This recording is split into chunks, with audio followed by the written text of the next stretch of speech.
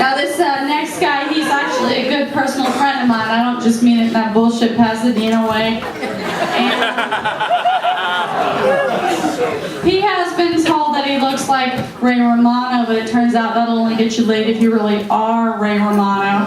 So let's give some serious love to the very, very funny John Smilowitz.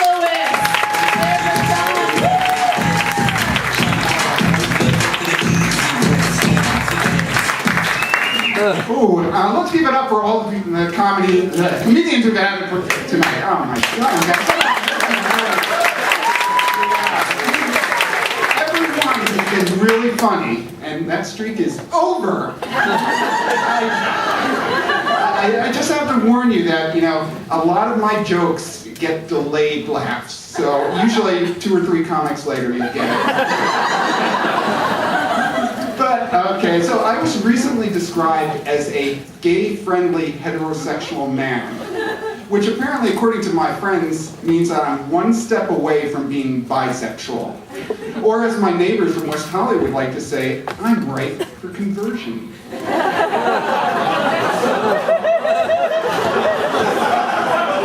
you. I'm really not sure what that means, but as long as they're buying the drinks, I'm cool with it. But I did just move to West Hollywood a few weeks ago, and let me say, the neighbors there are really great. But I do have a little problem, that unfortunately they all keep inviting me to go to these gay clubs, and I keep turning them down, and now I'm the homophobic neighbor. And it's just not true. I just don't want to go to a place where I'm going to get official confirmation that I'm unattractive to both genders. It's taken me long enough to accept the fact that women don't find me that attractive. I can live with that, but please, let me just keep the dream that maybe some guys do.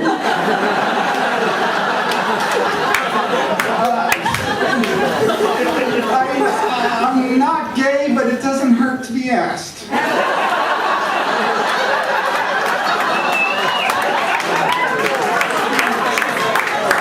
Note, I did also learn something new recently. It is really uncool to out one of your friends, especially when they're not gay.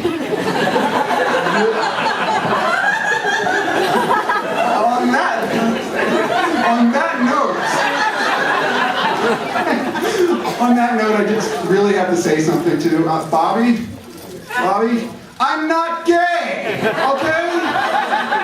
Let me tell you, there's nothing more awkward than going out to hang out with your friends at a bar or a restaurant and there's an extra dude there. Oh yeah. You gotta go like, Bobbie, who's the extra guy? He's your date. I'm not gay. But he's a doctor. Really?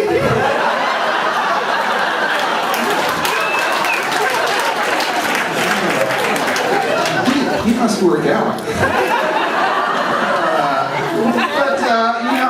I know a lot of comedians talk about being single, and I am not just a regular single. I am what you call an institutionalized single.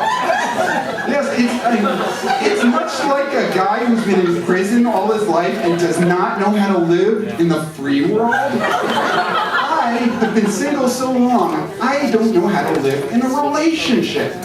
And every time that I'm going to go out on like a first date, things just start running through my head. I mean, I'm thinking, what are the choices? Marriage, jail, marriage, jail.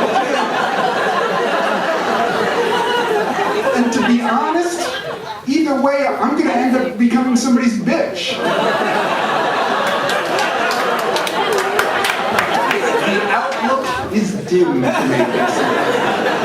Okay, let me just finish up with one thing. I want to give some advice to people like Paris Hilton, who've been getting in a lot of trouble recently. They've got to learn the fact that America as a whole has attention deficit disorder. Distract us with something shiny. Forget what you've done. I mean, older actors like Mel Gibson knows this. I mean, he gets pulled over last year and gets out of his car, starts saying all this anti-Semitic stuff, and people forget the fact that he was pulled over for drunk driving. And Tom Cruise, oh my favorite Tom Cruise. He goes around talking about Scientology, this, Scientology, that. People seem to forget the fact he can't act. I just want to stick with it. It gets worse. Tom Cruise is great. He married Katie Holmes, and people seem to forget the fact that he's gay.